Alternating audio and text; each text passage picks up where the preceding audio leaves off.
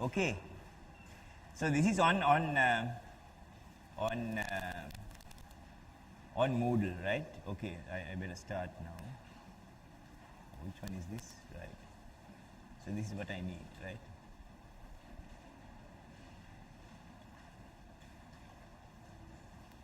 Okay, we start there, right? Okay.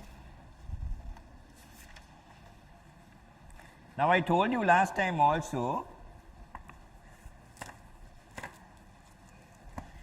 to find the second moment of area of a triangle, not about its base. Remember that BC that I wrote, not about the base, but about a centroidal axis that is parallel to the base. Second moment of area. How many of you found that? Okay, a few hands. How many of you did not do that? Huh?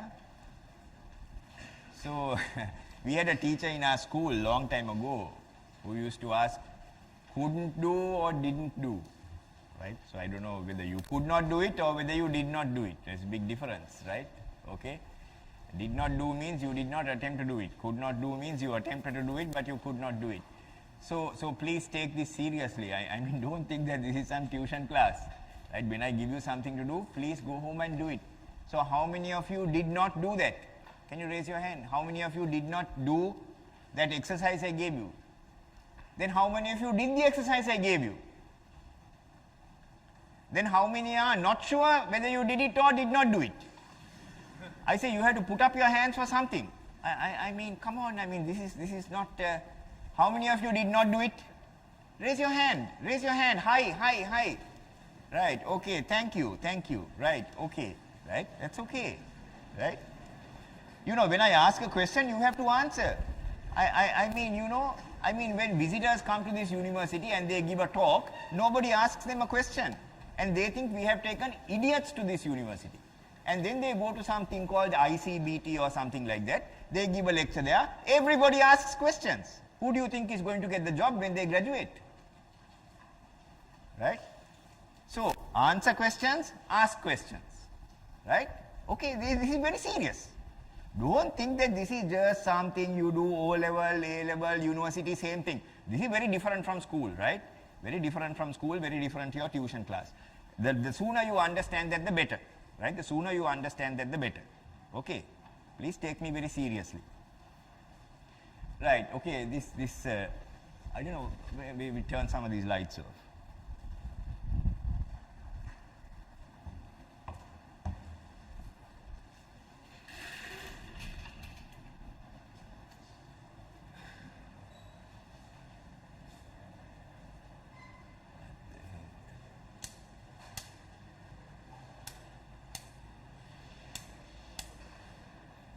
Magnify this so that at least you see this reasonably well.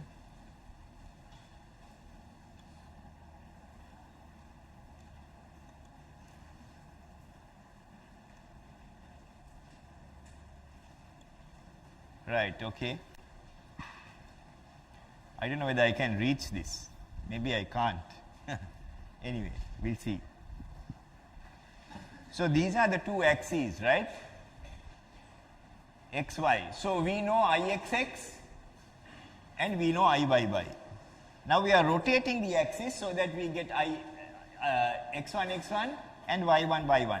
Actually, last time we knew X1, X1 and Y1, Y1 and we found X and Y. This time we have to say that we know XX and YY and we are trying to find X1, X1 and Y1, Y1, right?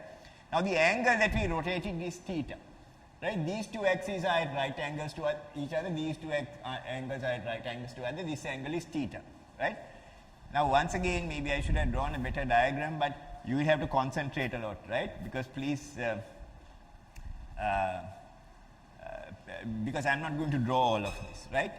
But you all know basic trigonometry now, right? So I will tell you what needs to be done and you better go home and do it. Right? Now these are the two important relationships. Once you get those two, everything else is algebra and trigonometry, right? And a little bit of calculus, right? So if you look at that little area dA, right? Always we look what is the distance, what are the distances to the axes. To the original axis, the distances are y to the x-axis and x, right, to the y-axis. Now, what are the distances to the axis x1, x1 and y1, y1? Those distances are y1 to the x1, x1 axis and x1 to the y1, y1 axis, right. So, all we need to do is to find x1 and y1 in terms of x and y, right. So, now you listen carefully and try to, maybe you draw this in pencil on your sheet of paper. What you have to do is to draw some construction like this, a line from here parallel to the y1 axis, right, a line from here parallel to the y1 axis until it touches that, okay, right. Please follow. Parallel to that, you draw a line from here until it touches that, right, okay. So, then you can see that that line divides x1 into 2, right, that one there, right, that is a line, okay.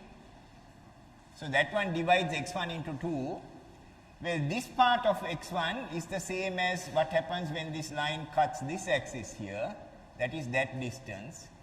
That distance is actually x cos theta, right. So, this distance here, right, that distance there is x cos theta.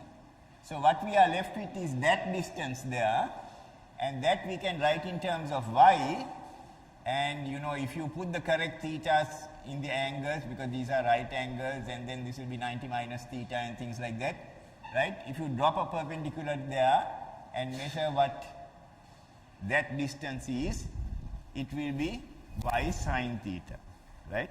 So, I will leave it to you to do that construction and to find that out, right. So, x1 equals x cos theta plus y sin theta, right. Then the second construction you need to draw is you have to draw two lines.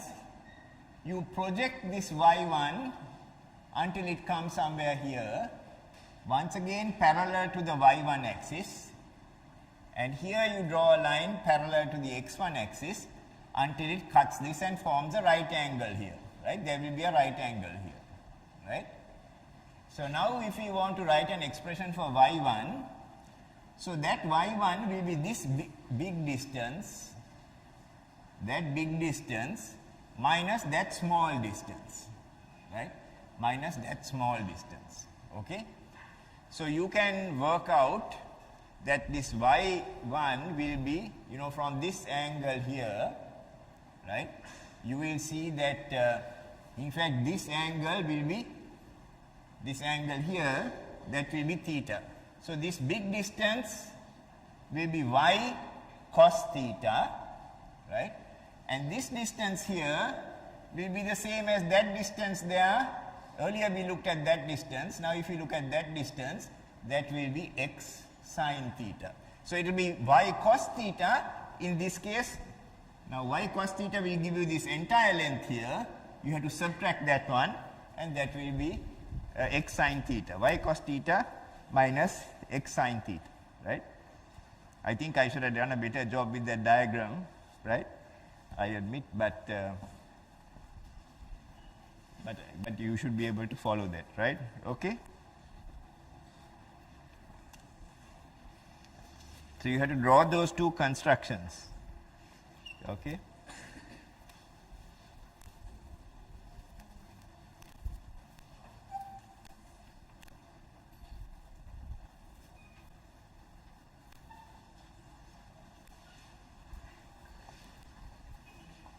Right. So, once we do that,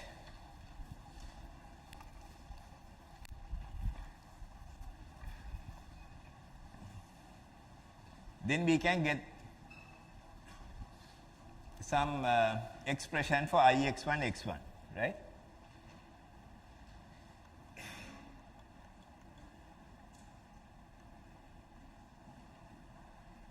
Right. So, Ix1 x1 by definition, the distances to the x1 x1 axis are y distances, we know that.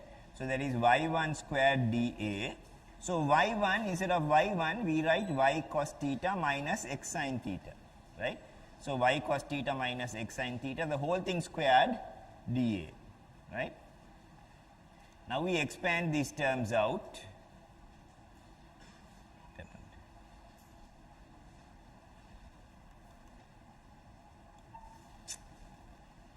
Sorry.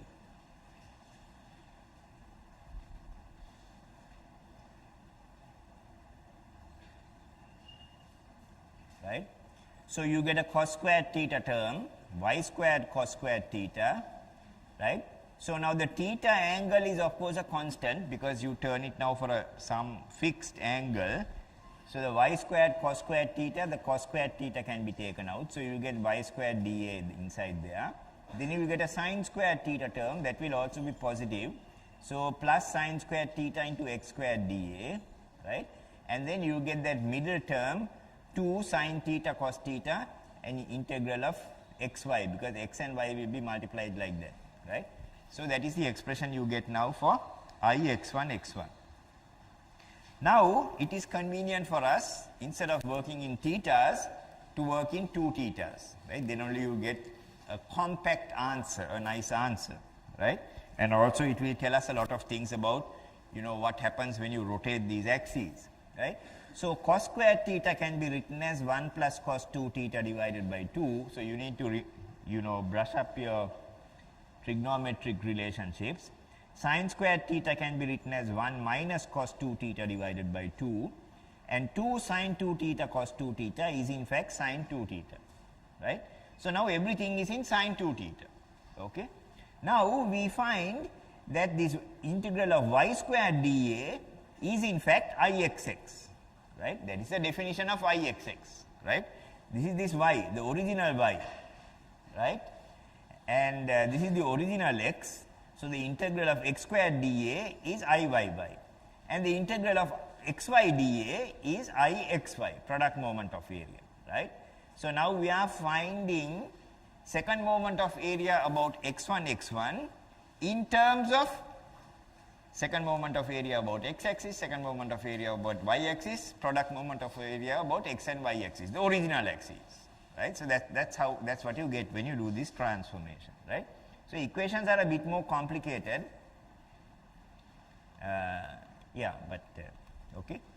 So now if we want, we can take this, collect the cos 2 theta and sin 2 theta term. Sin 2 theta is already collected, but cos 2 theta you get in these two terms. So if you take cos 2 theta here, you will get Ixx minus Iyy, because this is a minus term here, no?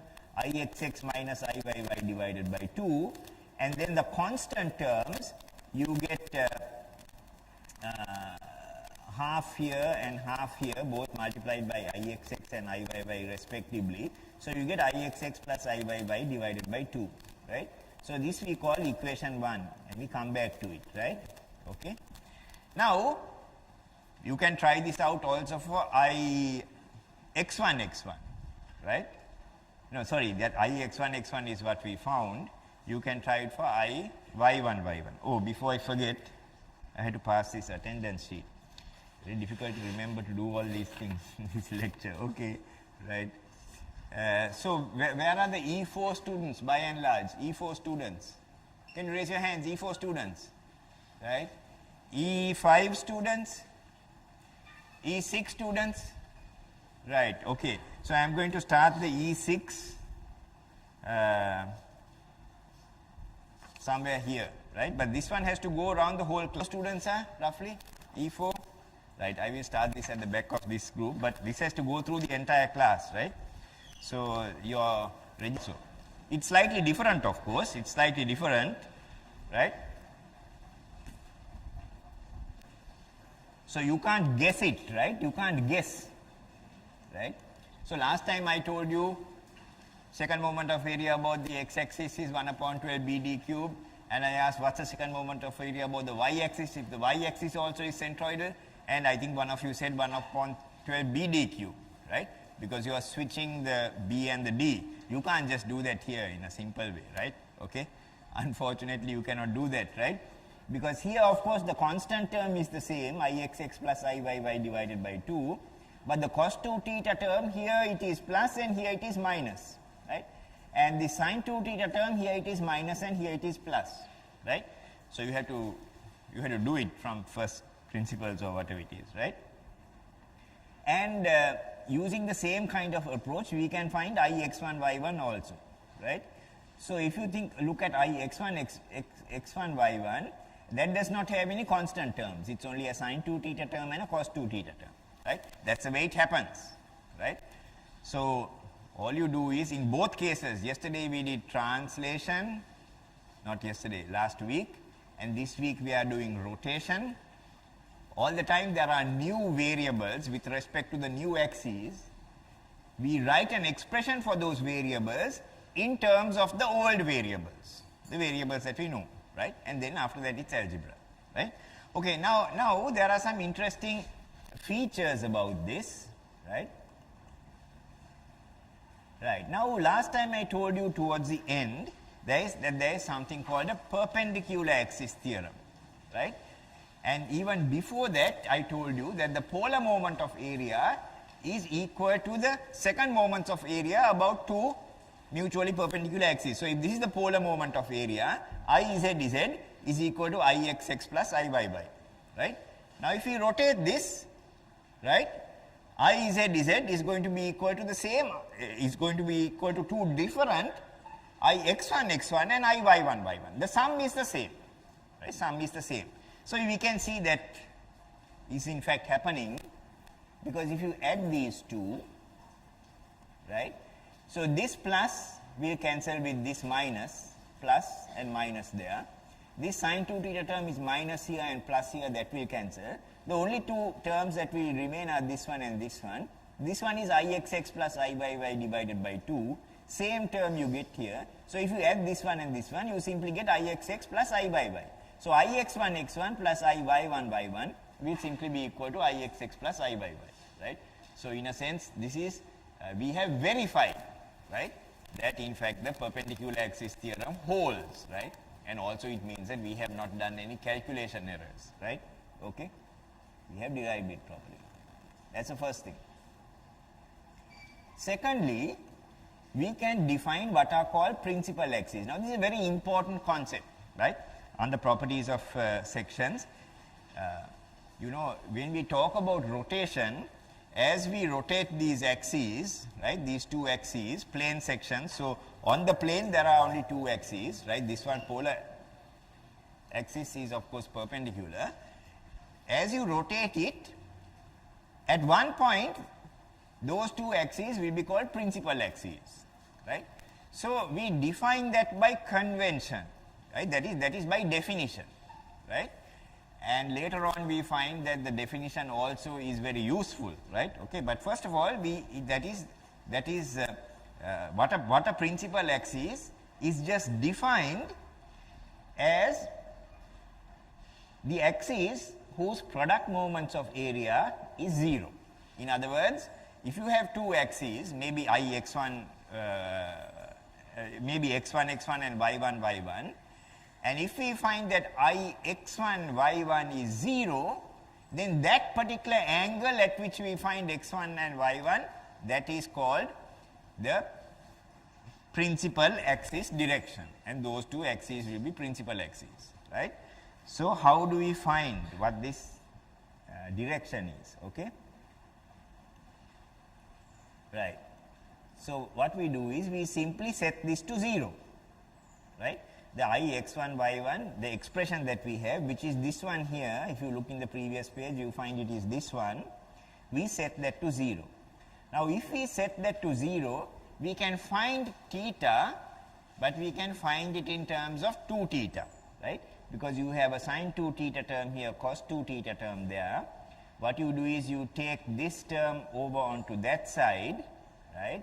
Then you have some sine theta term equals some minus cos 2 theta term, right. And then if you take the cos 2 theta and divide the sine 2 theta with it, then you will get tan 2 theta there, right. And on this side, this 2 will go upstairs there and it will multiply this 2 IXY, and this IXX minus IYY will go downstairs like that, right. Okay. So you get that tan 2 theta equals 2 or minus 2xy divided by Ixx minus Iyy. Whenever 2 theta satisfies this relationship, that is where you find the principal axis, right? That is where you find the principal axis. So now we are getting an expression for theta, right? This theta, okay, right? This theta, right? So in other words, when does this x1 become a principal axis is the question we are asking, right?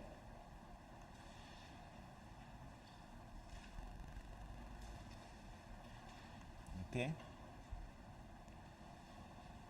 So if 2 theta is this expression, then we can find between 0 and 2 pi, that is between 0 and 360 degrees, right? Because that is all we can explore. We can find that there are 2 places where this equation will be satisfied, right? So if you look at the tan function, right, tan alpha function, where here alpha equals 2 theta, right? You know, at alpha equals 0, of course, tan alpha is 0. Then at alpha equals pi by 2, tan alpha will tend to infinity, and then it will again start from minus infinity, right? Then at tan pi, or if you prefer in degrees, then it will be 180, right? Tan of 180 degrees is 0, right? Then at 270 or 3 pi by 2, then once again it will tend to infinity, then it will start from minus infinity, and once again when alpha comes back to 360 or the original amount, tan of 0 degrees or tan 0 is 0, right? So this is the way that this tan function varies with the angle, okay? Now if we have one particular solution where, you know, say let's say there is some solution where this is tan 2 theta, right? This value is in fact equal to tan 2 theta. Well, if you find that this angle at this value alpha is equal to this expression, that same expression will be found at a distance pi plus alpha, right? So a tan function will give the identical solution at an angle pi apart, right? So if this is alpha, so if alpha equals tan 2 theta, then pi plus alpha will also be equal to tan 2 theta, right? So what we are saying here is that we can write it like this.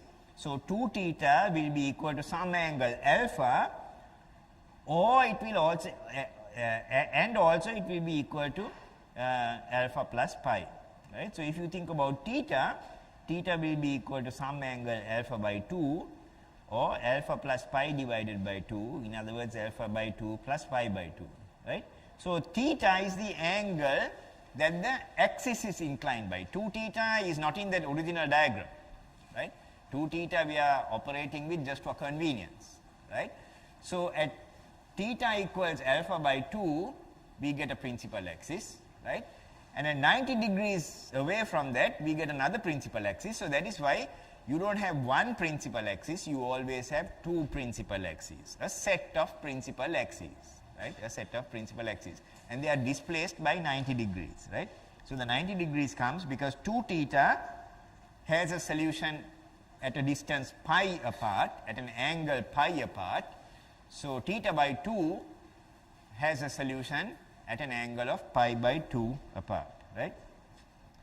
So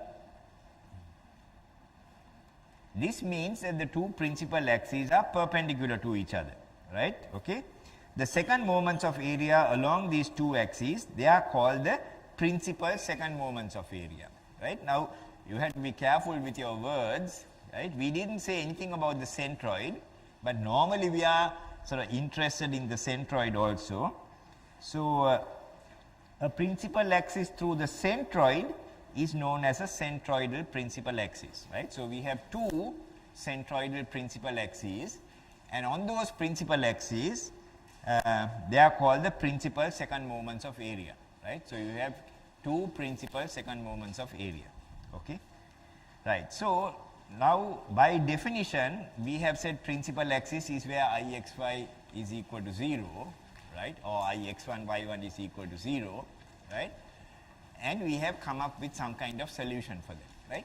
Now the question we always ask, right, so mathematically this is interesting, but why is it useful, right? I told you last week also that I had put up a forum question. I don't think anyone has answered that forum about third moment of area, right? So I argued that first moment of area is useful because it helps us to find the centroid. Second moment of area is useful because without it we cannot find the stress in a bending member. Third moment of area, what is it? Why is it useful for? I asked you to think about that, right? Now here also we have something called a principal second moment of area. Why is that a useful thing for us? Why is it a useful thing for us, right? Okay. Okay. Right. Oh, also we can also say now this where Ixy equals 0, right? Now earlier we saw something to do with an axis of symmetry. I think that thing is in this note as well, although you don't have it, you have the PowerPoint version of it, right? Okay, so I'll go there. So all I said here was that the integral of x dA is equal to 0, right? The integral of x dA is equal to 0, right? So the integral of, so at every level y, right, at every level y, so for a positive x dA, you will have also a negative x dA, right? So whether it is integral of x dA or whether it is integral of xy dA, both will be 0 about an axis of symmetry, right? Okay, so that is what we say from the preceding discussion, okay.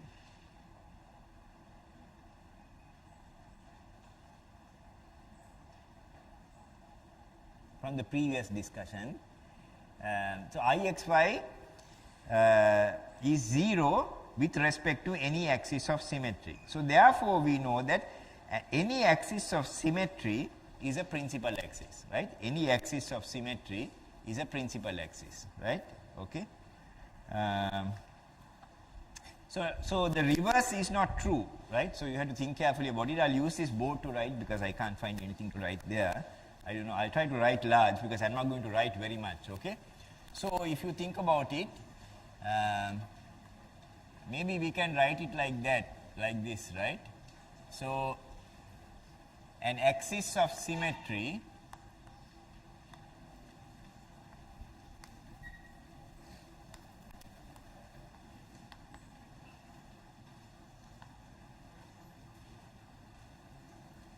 means it is a principal axis, right?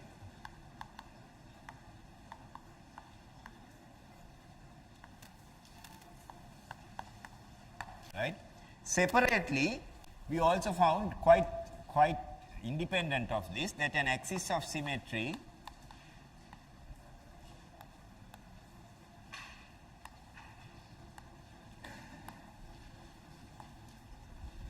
is a, say, passes through the centroid. Axis of symmetry we can say is a centroidal axis.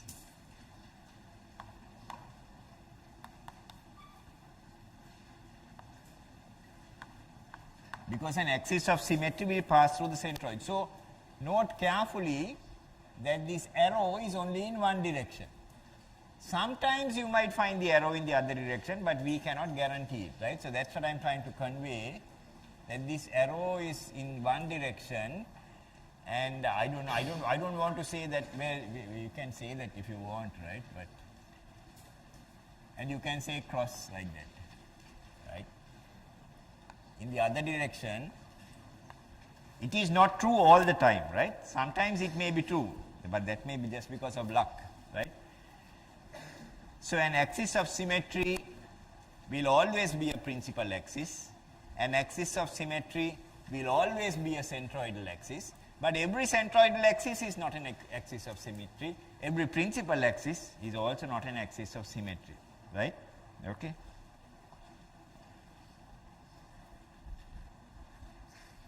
So once you find an axis of symmetry, you know a lot of things about that section or that area, right? I'm sorry, I don't think many people can see that. I can try to write it here, but and then I will let me see whether it's better to write it there.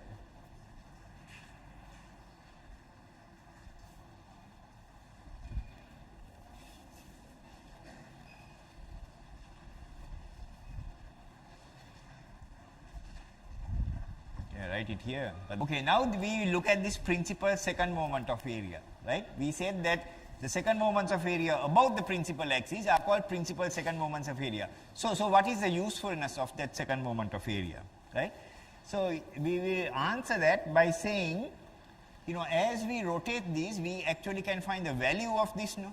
Now we know values like 1 upon 12 BD cubed and things like that, right? What do we know about the value of these principal second moments of area, right? So we might,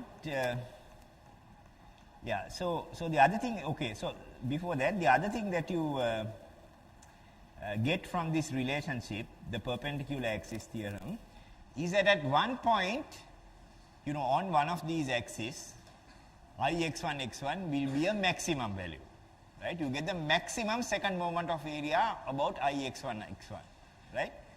So if you get the maximum second moment of area about Ix1, x1, the second moment of area about y1, y1 will be the minimum, because both of those added together are constant right throughout, right? So if one is maximum, the other one must be minimum, right? If one is maximum, the other one must be minimum, right? So we have this now idea about maximum and minimum. We are always interested in maxima and minima, right? The whole of calculus is based on maxima and minima, right? To find the turning point. What is the maximum value of that function, right? Now, I will show you that instead of going to find the principal axis, if we try to find this angle theta at which Ix1, x1 becomes a maximum, that angle theta is the same angle that we got earlier, right? Right, okay, same angle that we got earlier. Now, how do we find theta for maximum Ix1, x1, right? We take the expression for Ix1, x1, right? This is the expression, right? And we differentiate it with respect to theta, right? And we set it equal to 0, right? d Ix1, x1 divided by d theta is equal to 0, right? Then we can find the value of theta at which Ix1, x1 is maximum, right? So that's what we are doing. Down here, right? d of d theta, d of Ix1, x1 by d theta will be equal to 0. So now I have not expanded that out, right? But you can go home and do it. So this one of course will be 0 when you differentiate this one with respect to theta, because it's a constant, right? So this one will be minus 2 sine 2 theta, right? And this one will be 2 cos 2 theta, right? Of course there will be a minus sign here and a plus sign there. You do it for yourself, but as you can see, this term will vanish and you will be left only with a sine 2 theta and cos 2 theta term, right? And you will probably be able to, you know, bring that, divide the sine 2 theta by the cos 2 theta, just like we did here, right? And we can get this same expression for tan 2 theta, right? So that's left for you to do, right? Okay, it's left for you to do. So tan 2 theta, the same value we get minus 2 Ixy divided by Ixx minus Iyy, right? This shows that the directions of the principal axis are also the directions along which the second moments of area are maximum and minimum, right?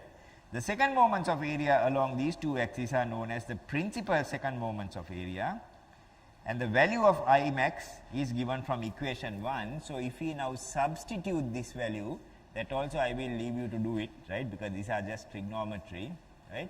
So if we put tan 2 theta equals this expression in this one here, not that one, in this one here, then we will be able to get an expression for the value of ix1 x1, right? So that is what I have done now down here. That is the same ix1 x1 what we have here, but we say that it is I max when this tan 2 theta equals this expression, right? So now there is a series of operations that have been done. Okay, what have we done here? We have taken this expression,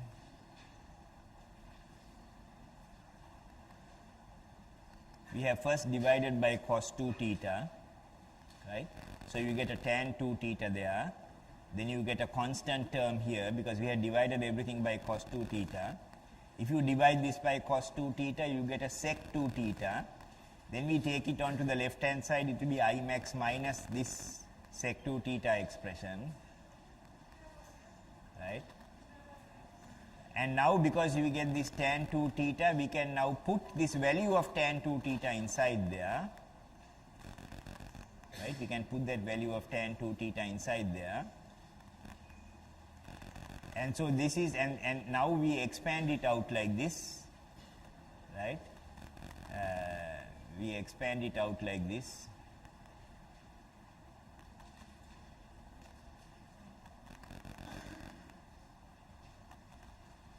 Okay. We bring everything under this common denominator, that is 2 into ixx minus I by y, and so we expand it out there. Now we still have this problematic sec 2 theta term here. We have to substitute for sec 2 theta, right? Okay. So in case you are not sure about how to substitute for sec 2 theta, now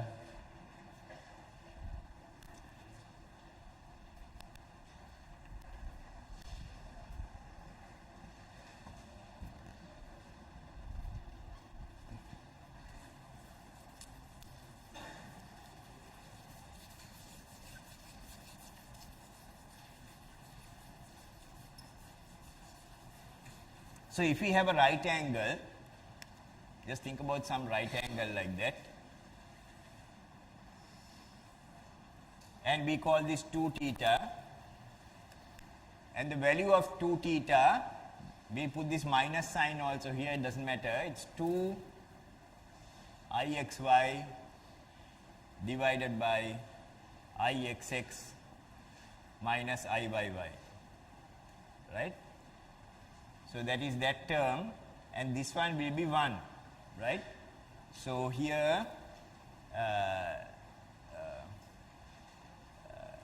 you have an expression here, and this you just put as unity, and then this expression you will be able to find as square root of 1 squared plus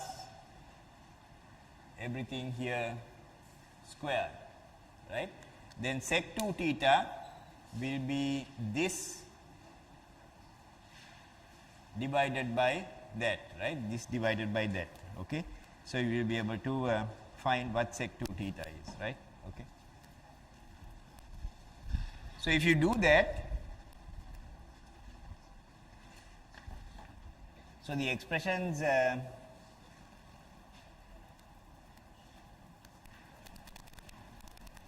so you will get this kind of expression, right?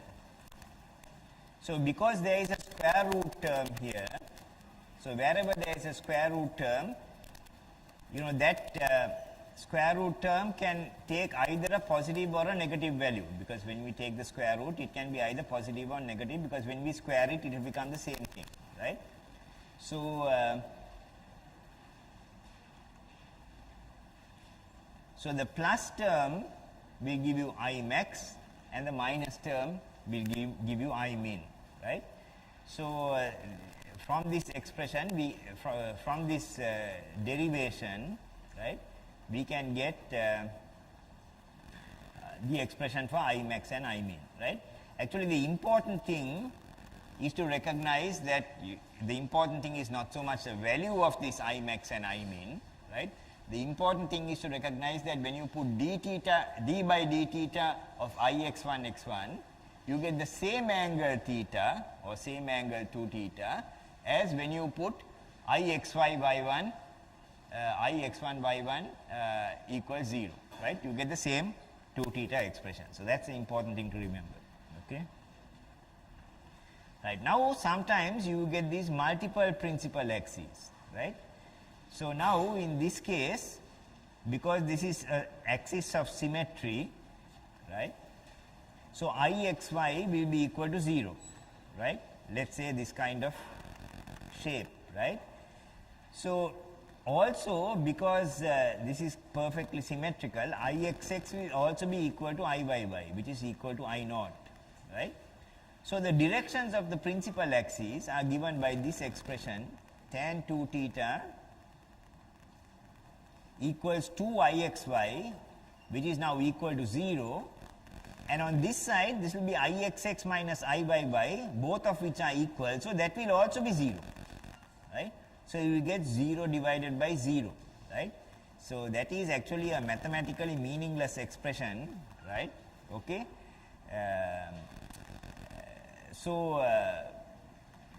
You know, one interpretation of this is that every axis is a principal axis, right? That is the actual, that is one interpretation of that. Actually this does not have any meaning. You cannot have 0 divided by 0 with any meaningful expression in mathematics, right?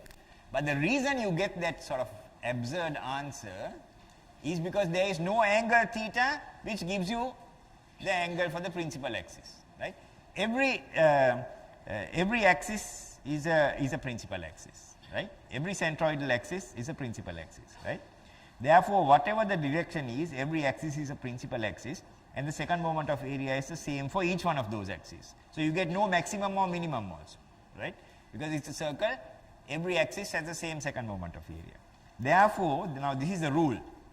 Therefore, if a plane area has more than 2 principal axes, right? Not 2, more than 2. Last time I said, if an area has 2 axes of symmetry, right? Then where they cut will be the centroid, right? Now, if it has more than 2 principal axes, right? And an axis, you can say axis of symmetry also, because if it's an axis of symmetry, then it becomes a principal axis, right?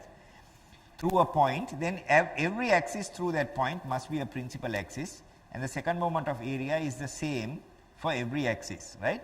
So now this is true for a circle, but so it might seem sort of obvious for a circle, but let me show you another shape also for which it is the same. I think I mentioned this last time also. Can anyone say another shape for which this is the same?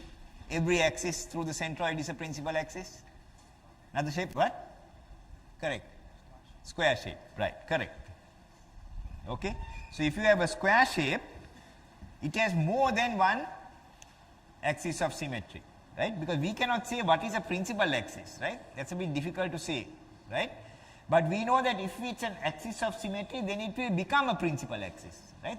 That direction is always true. If it's an axis of symmetry, then it is a principal axis, right? So this is an axis of symmetry, that is an axis of symmetry. Now if you have a mirror on the diagonal here, then you can reproduce the same shape. This shape will be coincident on this side, right? So the diagonal also will be a principal axis, not for a rectangle, but only for a square, right? This is also an axis of symmetry. So the moment we know it's an axis of symmetry, we can say it's a principal axis. Now we can see it has more than 2 principal axes. Therefore, every axis, in this case through the centroid, will be a principal axis and will have the same second moment of area. Now, suppose you have a situation where normally if you have a beam, right? We normally say a beam like this, right? Okay, let me get this. Okay, normally this this one side of this rectangle or square is vertical, right? And we bend it like this, right? Now you don't really need it in this semester, but if we want to find the stress, we need to find the second moment of area, right? Now suppose there is some odd case where you try to bend a square section, right, where you try to bend it about a diagonal. Then you need to find the second moment of area about that diagonal. Now, if you try to work that out from first principles, right, like we have done before, right, then you have to take a strip like this, something like that triangle, and you have to integrate from minus some value to plus some value like that, right? Very complicated integration, right? But instead of doing all of that, we can simply find the second moment of area about one of these sort of rectangular axes, one of these rectilinear axes if you want, right? So, if this side is A, that will be 1 upon 12 A cubed times A, that is A to the power 4, right? And the second moment of area of this also will be 1 upon 12 A to the power 4, right? Okay. So, so that's a useful theorem, right? That's a useful theorem. The other thing to note is that, you know, if you have, you know, we talk about maximum and minimum second moments of area, right? So, now if you have a, okay, let's say that you are constructing a roof or something like that, right? And you have a piece of timber, right? And this piece of timber is, let's say, 3 inches by 4 inches, right? Okay. Now you can, so let's say this timber is now supported on the wall like this, right? We just draw it like this. And let's say, you know, it is carrying some load like this from the roof, right? Now the question is, are you going to have the timber with the 4-inch vertical or with the 3-inch vertical, right? Right. So there may be various reasons you use for various things, but we can definitely say, because the second moment of area is 1 upon 12 BD cubed, right, that here the second moment of area is going to be greater than this one. So if you put the timber like this with the longer cross sectional dimension vertical, then that will have a lower stress in that beam. It will also have a lower deflection, right? Okay, right. The bending moment will be the same. We will be talking about bending moments next time, okay, right. But the stress will be different. So that is why it's important to know what is the maximum second moment of area, minimum second moment of area. As it happens, we know that for a rectangle, you know, these two axes are the principal axes. So this will give you the maximum second moment of area, and this will give you the minimum second moment of area, right? Okay. So that can be shown, right? But we can show that, you know, so this has 2 axes of symmetry, no? The rectangle has 2 axes of symmetry, only 2 axes of symmetry. Because it has 2 axes of symmetry, those must be principal axes, right? So this is a principal axis, that is a principal axis. So if this is if these two are principal axes, one of them must be maximum, one of them must be minimum, right? So the maximum one is obtained as 1 upon 12 4 cubed times 3. The other one is obtained as 1 upon 12 3 cubed times 4, right? Okay. So that's how you argue, right? Okay. Those are the practical implications of these, right? Okay. Any questions? Any questions? I'm a little behind time, but any questions? Actually, in these lectures later on, we you have to think a bit logically, right? Because very often, you have to think about whether something you say is only a necessary condition or whether it is a sufficient condition, right? Okay.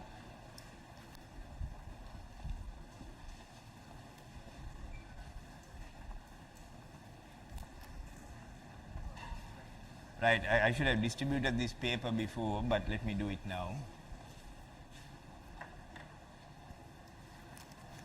Right.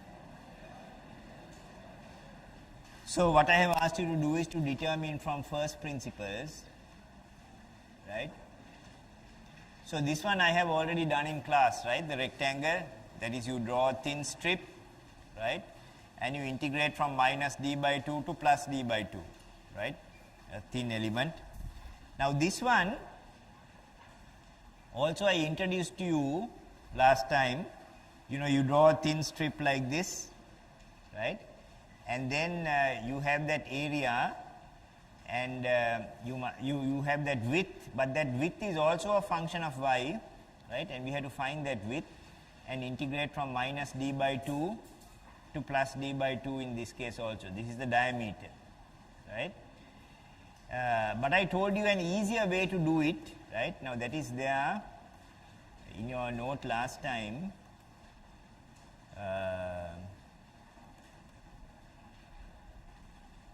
Okay, this is what I distributed to you. But this is not from first principles, okay?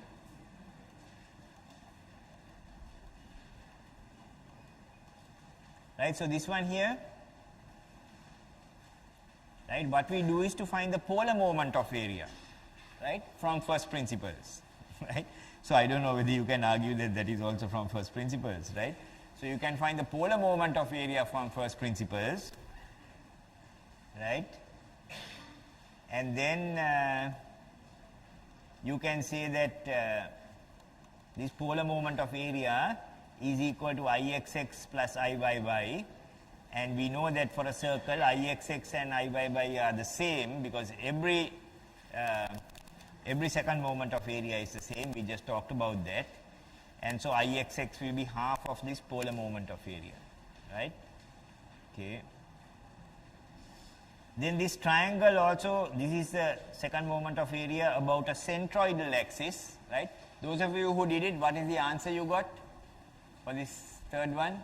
1 divided by 36, correct. 1 divided by 36 bh cube, right? If it is about the base, it was 1 upon 12 bh cube. So you can see how much smaller that 1 upon 12 bh cubed, 1 upon 36 is, right? 1 upon 36, 36 is 3 times 12, right? Okay. So one is 1 upon 12, the other one is 1 upon 36, much smaller than 1 upon 12, which is what we said last time, that the centroidal second moment of area is the minimum, right? Centroidal second moment of area. So this one, of course, you will get the same solution as for a rectangle, right? Same solution as for a rectangle. Now there will be a tutorial class on this, right? There will be a tutorial class on this because it's a first tutorial, right? So we will help you a bit, but you don't need the tutorial class, right? You can do it from based on what I have told you, right? Now here, in this one you have different shapes, right? Where there are 3 shapes, right? All 3 shapes have centroids that lie about the axis of concern, right? So we are finding the second moment of area about xx, right? Now how do we get this shape, right? We get this large shape where second moment of area is 1 upon 12 bd cubed. We have this small shape, right, where once again this centroid is on xx, right? Here the second moment of area is 1 upon 12 simple bd cubed, right? And this final shape where the centroid is also therefore on the same xx axis. So the second moment of area of this one is simply 1 upon 12 capital BD cubed minus 1 upon 12 simple BD cubed, right? But those two centroids of the things that you are subtracting, right, they must have the same centroid. They must have the same centroid. Otherwise, you cannot do that, and you have to use the parallel axis theorem, which I will explain when we go to the next example, right? But this one also, the large circle and the small circle that you are removing, their centroids are both on xx. So we can write here second moment of area about xx. I think I told you last time, but you can find it out. If we write it in terms of d, it is pi divided by 64 d to the power 4, right? So this is pi divided by 64 capital D to the power 4 minus simple D to the power 4, right? Okay, that's all it is, right? Now here this is a bit different. So if you want, you can think that the large rectangle is BD and there are two rectangles that are removed, right? But each one of these rectangles that are removed, this XX will be a line of symmetry for them also, right? That means this XX is passing through the centroid of this small part and that small part, right? So we can write it like this for that one. We can write yeah.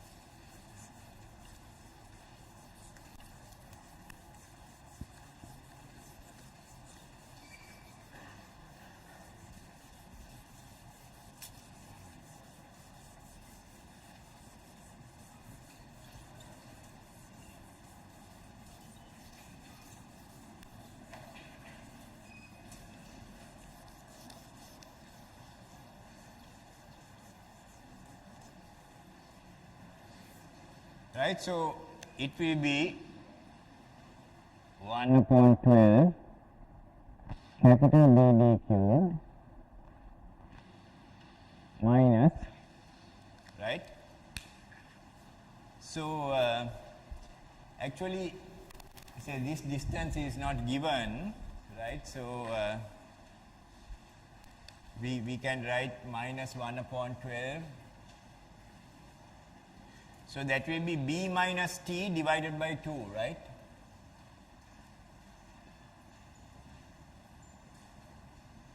Is that correct? B minus T divided by 2, simple D cubed. Then minus once again 1 upon 12, B minus T divided by 2, D cubed like that, right? Okay. So we can get that expression. So instead of writing two terms, you will simply write minus 1 upon 12 B minus T into D cube, right? B minus T into D cube, right? So once you know those main second moments of area, right? Then we can find for these composite sections or composite areas like this, right? And in question number 2 here, it so happens that all the areas concerned, they have centroids that lie on that axis, right? But if you have something like this, I will help you with this one, but I will leave you to do this by yourself. Now here, you have a large part and you have a small part. You are removing the small part from the large part, but the centroid of this one does not coincide with the center of that one. So this is a fairly complicated problem, right? And you have to use that what you call it, parallel axis theorem for that, right? You have to use the parallel axis theorem, okay? So let me spend some time taking you through this, right?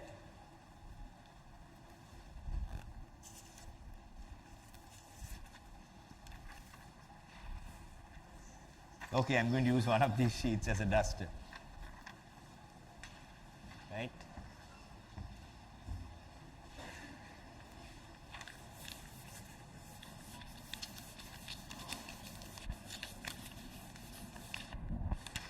Right now, I am not going to do this calculation in great detail, right? This is just to outline for you to do it yourself.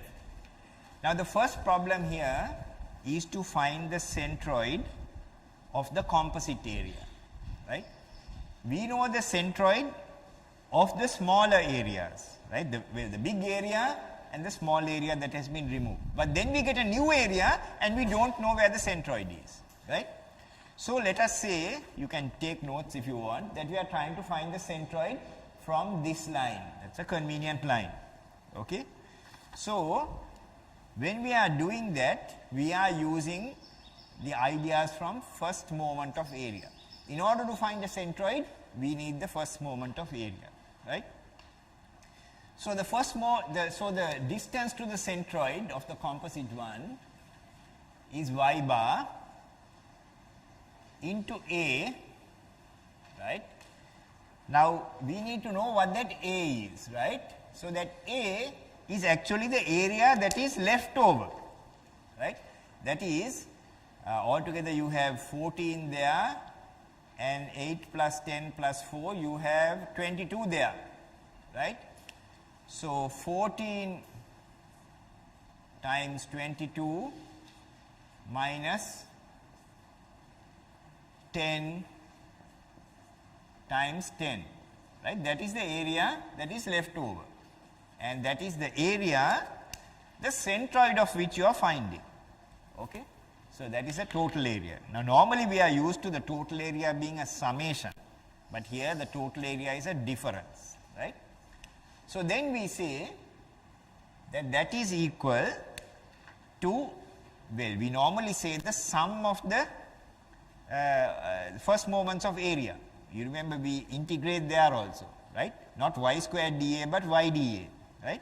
So actually what we are doing here is we are not summing, we are subtracting, right? So the first moment of area about that bottom line of the large diagram is A, that is 14 times 22 times now the distance to the centroid. So now we can say that it is at the mid height of it, the centroid, because that is a nice rectangle. So that is 8 plus 10 is, we know that, right? 18 plus 4, 22. So it's at 22 divided by 2, right? Okay, so that is 22 divided by 2. So that is A1 and that is Y1, right? Then now we are subtracting, of course, right? If you want, you can say we are adding and we can put a minus area for the area we are removing, if that makes you happier, because we are removing that area now, right? So that area is 10 divided by 10, so that is A2, sorry, 10 multiplied by 10, that is A2, right? Now what is the centroid of that to the base? Now 10 divided by 2 will give you the distance to the centroid 5. It will be from there to the centroid, but then to this line you have to add another 4, right? So from that bottom line, the distance to the centroid of that removed part is 10 divided by 2 plus 4, right? So that is Y2, right? So anyway, I don't have the answer to this, right? Okay. So you will get something called Y bar, right? So you will get Y bar, and let us say that we have now found Y bar, okay? That means we know where the centroid is from the bottom of that section, bottom of that cross section, okay? Now we have to find the second moment of area of this entire thing about that centroidal axis, right? Okay. So now what do? What we do is we say that the second moment of area about that axis, let us say we will call it xx, okay, right? Now in this case, from the parallel axis theorem, we take the second moment of area about its own axis and shift it to the new axis, okay? So now if you take the large figure, what is the second moment of area about its own axis? So 1 upon 12 b, which is 14, into d cubed, which is 22 cubed, right? Right? So that will be I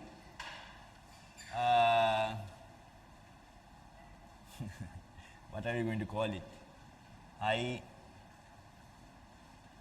I'll call it large, okay? I large, right? Okay. Now that is the second moment of area about its own axis, but about the new axis we have to now add A. So, A will be 14 into 22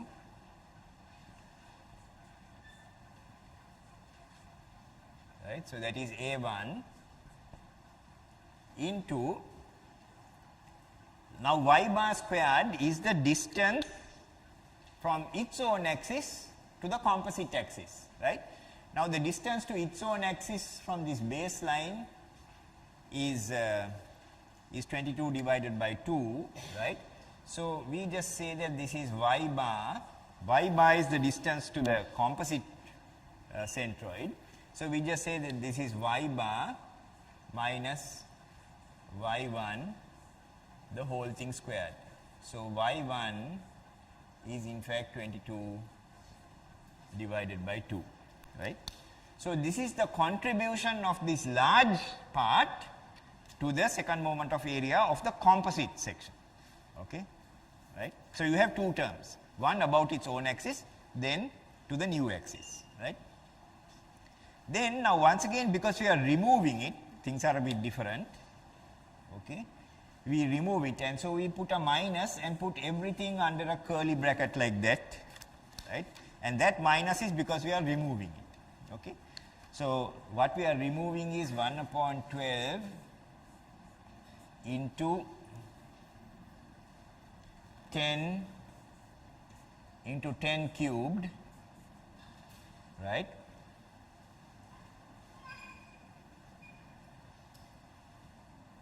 plus, so this is actually I small, right, that is I small, plus 10 into 10, which is A2 into y bar minus y2 the whole thing squared, and then we close this curly bracket. Y2,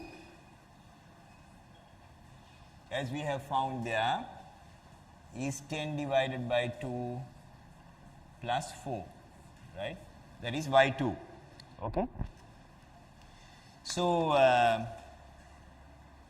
so whether you put y bar minus y2 or y2 minus y bar, we don't have to worry. We don't have to worry whether this y bar is above y1 or below y1 or below y2. That's the beauty of this expression, because everything gets squared. Everything gets squared, right. So, whether you write y1 minus y bar squared or y bar sorry, if you write, whether you write y bar minus y1 squared or y1 minus y bar squared, it's the same answer, right, same here, right. So, you can just be consistent and write y bar minus y2, okay. So, there are 4 terms in that, right, 4 terms, because you have a large rectangle from which you are removing a small rectangle. For each of those rectangles, you have to take the second moment of area about its own centroidal axis and then shift it to the composite axis. How do we know where the composite axis is? From the first part of the problem, where you have found the centroid of the composite axis, right. Can you read what I have written? I can't read it. Okay. You will find that it's even more complicated, because we want to make sure that you master this, right, okay, right, okay, that you are very familiar with this. Now, here if we take this as the reference line, now we have 3 areas, right, we have 3 areas, okay. Now, a rivet hole means you are drilling some kind of hole through that flange. This is sometimes called a flange, and this one is called a web, right, W-E-B, this one is F-L-A-N-G-E, right, those are technical terms, right.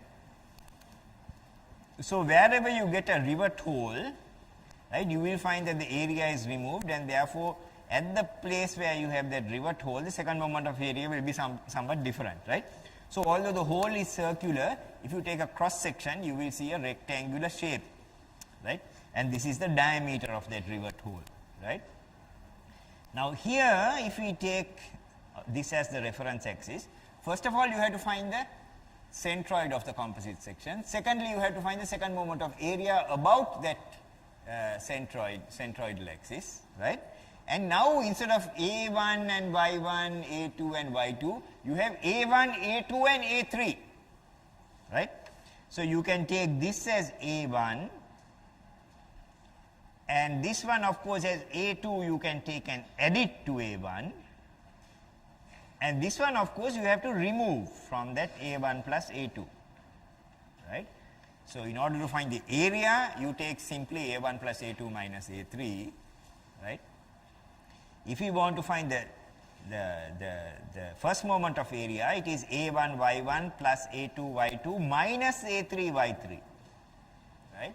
Equals the total A times the Y bar that you require. Okay. Is it clear? You understand? You have to do it to understand, right? When you do it only, you begin to understand, and you have a tutorial on this as well, right? So this is why I say, you know, you are suddenly looking at the lectures, and then suddenly the level of difficulty increases quite significantly, right? So in order for you not to be taken unawares by that, you have to every day you have to follow the lecture, revise the lecture, do whatever exercises you are given. Okay. So anyway, that finishes my first section, right? That finishes my first section. Okay. How are the attendance sheets doing? One has come back. That is E6, called internal forces, and I think I would have explained what I mean by that. So if you have some kind of force applied here, especially something that is perpendicular to an axis like this, right? Then that force is supported here and here. How does this beam transmit this force to this point and this point? That is done through this system of internal forces. The two important forces are bending moment and shear forces, and we have to know how to find the bending moment and shear force at any distance along this beam, and then we can draw a distribution of bending moment and shear force, right? So those will become very common expressions in the next 2 weeks. Bending moment distribution, shear force distribution. How does the bending moment and shear force vary from this side to another? Okay. Right. Now, the beams that we are looking at are called long beams, right? Okay. By long, we mean that the dimension L is very much larger than B and D. Right. When the beam becomes short, right, we do not call it a short beam, we call it a deep beam, right? That's just the way that the subject has developed, right? Okay. When the D especially becomes large compared to L, we call it a deep beam. We are not looking at deep beams, right? We are looking at straight beams, although we can talk about curved beams, right? If you are really interested in these subjects, you can go and look up some textbook on mechanics, right? Mechanics of materials or something like that, right? Or strength of materials. Any book under the subject strength of materials or mechanics of materials, we cover these areas, right? Strength of materials, mechanics of materials, right? So we are looking now only at straight beams, and prismatic means the cross section is the same right throughout, right? Just called prismatic. These are all new words, right? Throughout the length, the cross section is the same, right? Now, there are different types of beams, right? So now you have to get used to the language, right? You have to get used to the language, right? Simply supported means, you know, it is, I'll talk a little bit more about this and reinforce this, but it is supported simply. Now, I will get somebody to, can you stand up and press the middle of this beam? Right. Okay, you can see at the end, right? You can see that this part is going up like that, right? So there is an angle at the end to the horizontal. It does not remain zero. So that is one of the main features of a simply supported beam. The ends are free to rotate. They are free to rotate. Okay? They don't fall down like that, right? They do not get translated. You remember that word that I used, translated. There is no translation, but there is rotation. So simply supported beam, there is rotation. Okay? Then, thank you. The next one we go to is a cantilevered beam, right? Now we get somebody else to press the beam, right? Now cantilevered means you can see one end, you can see those different pictures that are used, right? So that is like fixed, right? Now there is another small thing here, right? We normally, so this is, this particular detail, we normally assume it to be a pin there. And this is called a roller, right? If you want, you can write that down. This is called pin, P-I-N. And this is roller, R-O-L-L-E-R, roller, right? And this is called fixed, F-I-X-E-D, right? Fixed, okay?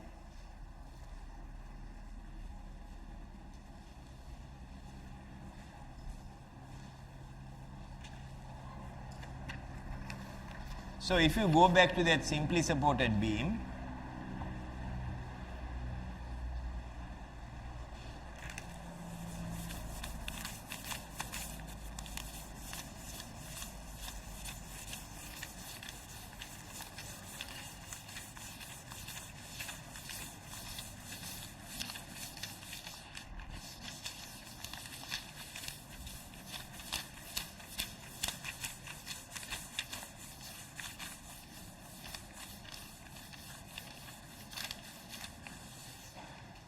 right? Sometimes we draw it just like this also, right? We just draw a simple arrow like this, right? Without trying to draw that very nice sort of support. If we just draw an arrow, that is called simply supported. Now sometimes for convenience on both sides, both sides we draw it like this, right? But here, what is drawn actually is a roller, right? Meaning that the roller is sometimes drawn like this also, right? And sometimes, you know, this is also drawn like this. So there are various ways in which we do it, right? So here this support is fixed, but here there is a pin, right? That's called a pin or a hinge, right? And this is a roller, right? So roller means, you know, it is free to move horizontally. But most of the time we will not be having horizontal forces, so it doesn't really matter. It doesn't really matter. Later on when we look at trusses, that sometimes matters, right? Anyway, let's go to the cantilever beam. Now cantilever beam is fixed, right? Now you cannot just remove this because it will not be in equilibrium, right? Now if I have a simply supported beam, right, and I remove that, then of course it will fall, right? I can have a beam without a support on the right hand side, but then I have to fix it like this. So in addition to supporting it vertically, I am fixing the rotation and not allowing it to rotate. So now if you push this down, you can pull it down if you want, right? You can see that this one is now displacing downwards also. It is rotating, it is getting displaced downwards, and then but this one, it is fixed, it is not going anywhere. The rotation is also restrained, no rotation. Right, no rotation. So that's a cantilever beam, right? Sometimes called a fixed beam, right? Now a propped cantilever is something in between, where one end is fixed like that, and the other one is on a a roller, right? Okay, so then this one will not go down. This will. So if you press this, somebody else press this, right? So this side, there is no rotation, this side there is a rotation, but no translation on either side. Thank you, right? The other one is an overhanging beam, right? So if you have an overhanging beam means you have both ends are pins or either pins or rollers, right? And let me ask you a question. Now I will need I will need two hands or so you put one load here like in that picture, right, and the other load on this side, right? Okay, thank you, right. So now it's like this, right? So this one is free to rotate, this one is rotating down here. How about the rotation here? Is it rotating here or not rotating in the middle here at this overhang? Huh? That's the question actually. At this point, when this beam is continuous, what have I called it? An overhanging beam, right? Sometimes it's called continuous over the support.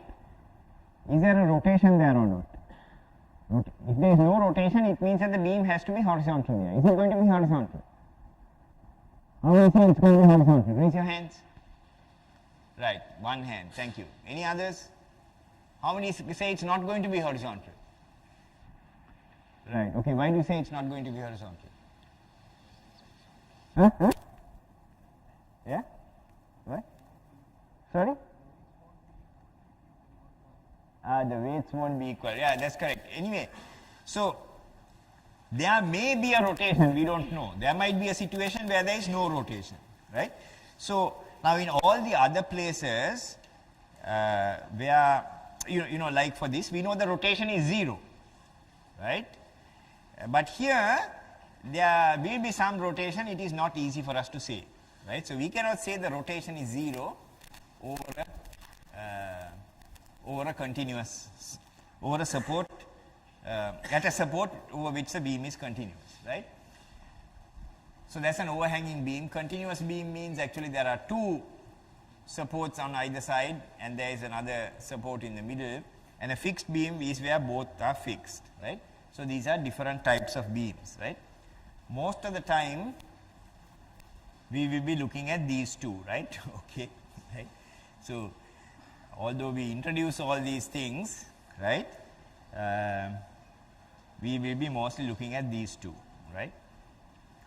Right. So now we talk about internal forces as what will happen if we take an imaginary cut. Now this is a very simple axially loaded bar, right? Okay. So a beam is also a bar, but a beam is a bar that experiences bending, right? So a bar that experiences tension, we call it a tie, right? I have written this in some other part of my notes, right? TIE, right? Now, we see, like I told you I think last time, you know, at the hook, you will see that there is a force, and at the bottom you will see the weight of that fan, right? Now that rod, how do we know there is a force there? Right? Okay, that force will become visible to us if we cut it. If we take an imaginary cut, and if the fan remains in equilibrium, it means that the force on this side is balanced by an internal force, the force on this side is balanced by an internal force, and therefore this has to be equal to this one, this has to be equal to this one, and actually these two then will cancel each other, right? Okay. So the internal forces become visible to us if we cut the bar or cut the beam, right? So if we take any general bar, right, now we have called it a beam, there are actually 6 different forces that we might be able to see, right? 6 different forces.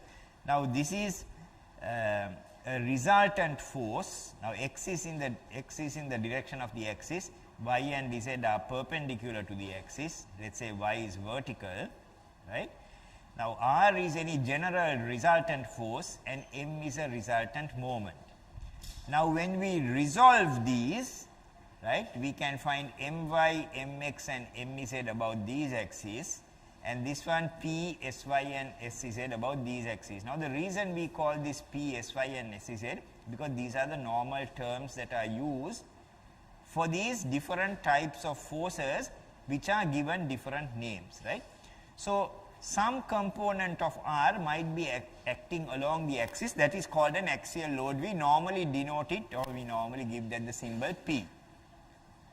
Some component of R will be acting perpendicular to the axis. Now that is called a shear force, right? So that is called a shear force. Now that will be acting in this direction or in that direction, horizontal or vertical. Right? So you have a horizontal shear force, vertical shear force, right? Then if we look at my and mz, my is the moment about the y-axis, right? Normally y-axis we draw vertically. Of course, different textbooks will write it in different ways, right? And sometimes they will use different signs also, right? So if you have a moment about the y-axis, that will cause this beam to bend like this. It will bend in a horizontal plane, right? Moment about the vertical axis, will cause the beam to bend in a horizontal plane. Moment about this z-axis, moment about the z-axis will cause the beam to bend in a vertical plane, right? So you think about applying a moment like that, right? Then it will cause the beam to bend. So about the horizontal axis means the deflected shape or the bent shape is in a vertical axis. If you apply about the vertical axis, the bent shape is in a horizontal axis. Now about the x-axis also you can apply a moment, right? That's a different kind of moment. So if you apply a moment like this, right, that will not be bending actually, that will cause twisting, right? That will cause twisting. So that is called a twisting moment or a torque, right? Especially if you do mechanical engineering, there will be a lot of torques concerned, right? Because if an engine is transmitting sort of some rotary motion from the engine to, let's say, a drive shaft or something like that, then there is a torsion that is conveyed by that shaft, right? A torsion that is conveyed, okay? Right. So now those are the forces, right? So you have forces and then you have what are called movements, right? We looked about movements, rotation and translation, but now I am writing this in a formal way, right? So one general rule is where there is a force, there is no movement. Where there is no movement, there will be a force, right?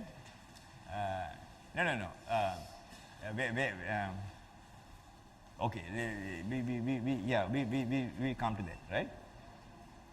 So, so in general, a plane member, that is a two-dimensional member, has 3 degrees of freedom: a displacement in the x direction, a displacement in the y direction, and a sorry, this is spelled wrong. This should be di, and a rotation about the z-axis, right? Rotation about the z-axis, right? Because this is 2 dimensions, we are only thinking about rotations about the z-axis. That means it is rotating in the vertical plane, right? Then it can move upwards like that, or it can move horizontally this way. Very often we do not consider those horizontal movements, because very often we are considering forces only in the vertical direction, and they will not cause horizontal movements, right? So now let's look at some of these supports that we looked at. So a built-in or fixed support, right? So at this support there are no degrees of freedom, right? This end of the member cannot go anywhere. It cannot go that way, it cannot go that way, neither can it rotate. It is fully fixed, right? So there are 0 degrees of freedom at a fixed end. No degrees of freedom, right? Now if you look at this one, right, there are 3 degrees of freedom there, right? But we are normally we are mostly considering the supports, right? So here it can go horizontally, it can go vertically, and it can rotate as well. Now suppose we look at what is called a pinned support, right? Now we are not worried about the other end of this, we are only worried about the support here, right? Now in this one there is a pin here, so the pin will prevent any movement vertically, right? Pin will prevent any movement, right? But it will and it will prevent any movement this way also, right?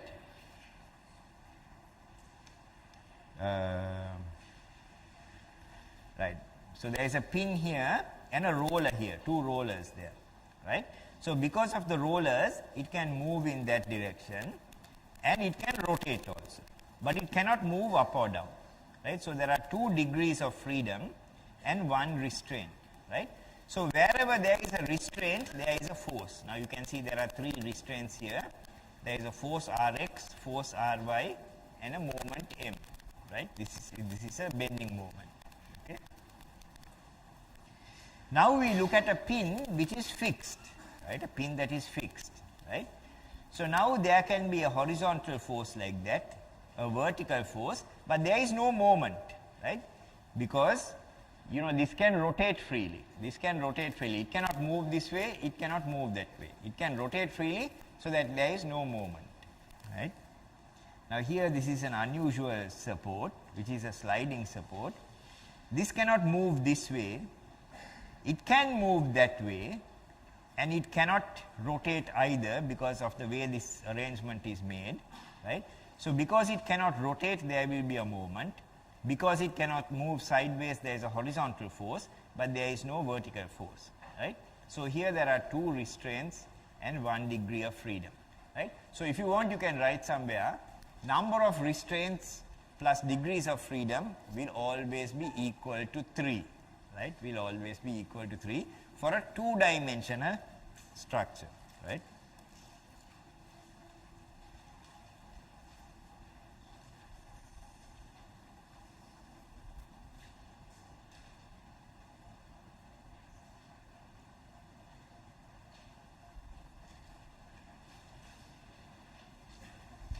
I think this is, I have stopped here, right? Okay.